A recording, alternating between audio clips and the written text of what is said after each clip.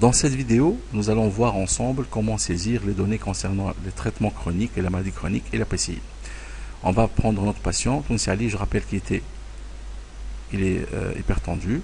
On a remarqué une glissade de son hémoglobine glyquée de janvier à juillet. On a fait donc une demande de prise en charge en APCI pour son diabète et on vient de l'obtenir. Donc, où saisir ces données-là?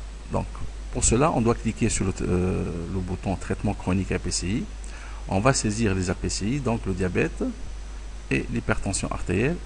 Voilà, elles sont maintenant saisies. On peut écrire des données concernant ces antécédents médicaux, des informations qui peuvent servir pour remplir les prises en charge. Ici, les textes concernant d'éventuels AP1 ou AP2 pour la CNAM. Et on va insérer les médicaments un à un. On va lui donner par exemple du glimide. Voilà. Du glucophage retard aussi pour son diabète. Voilà. Et pour son hypertension, on va par exemple choisir du Zartan. Voilà.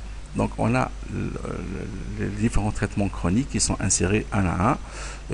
On peut supposer aussi qu'il a un traitement pour une éventuelle hypercholestérolémie, par exemple ici du Vascor.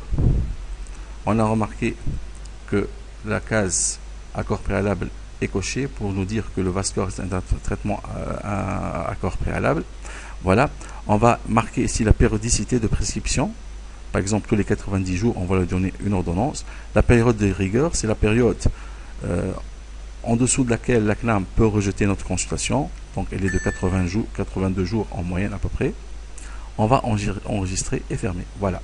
Les données concernant notre patient ont été correctement saisies. Supposons qu'il vient consulter, par exemple, ce jour pour son APCI. On va donc saisir une nouvelle consultation. On va mettre les données concernant cette consultation.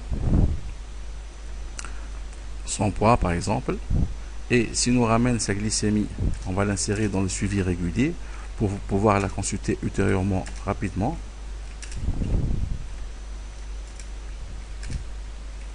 Voilà. En l'insérant dans cette rubrique de suivi régulier, il suffit d'élargir le champ ici et on voit les glycémies qui s'affichent devant nous, et d'un simple coup d'œil on peut voir l'évolution de ces glycémies et de son hémoglobine glyquée. Donc pour ne pas avoir à rééditer son traitement chronique, il suffit de cliquer sur le bouton traitement renouvelable. Donc on clique ici et voilà, tout le traitement qu'on va imprimer, il est repris intégralement sans avoir besoin de le saisir. On va donc écrire la durée du traitement et voilà, notre ordonnance est prête à être imprimée. Et pour la consultation APCI, pour l'insérer dans la base des bordereaux, on va cliquer sur consultation au tiers payant CNAM. Voilà, on clique sur ajouter tout. Voilà, le bouton est activé pour le transfert en tant qu'APCI.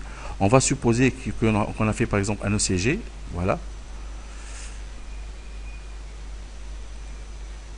Voilà. On a ici le montant qui s'affiche. Donc c'est le montant de l'acte d'un généraliste en APCI, 18 dinars, et le montant de l'APCI. Voilà. Et on n'a qu'à transférer intégralement ces données-là. Voilà. Elles ont été transférées dans le bordereau CNAM. Et on peut vérifier, par exemple, en cliquant sur bordereau global. Et on voit ici que Ali Tounsi a consulté. Voilà. Le même jour. Donc, il a une consultation à 18 dinars et un acte avec le code de l'acte à 12 dinars. Merci de votre attention.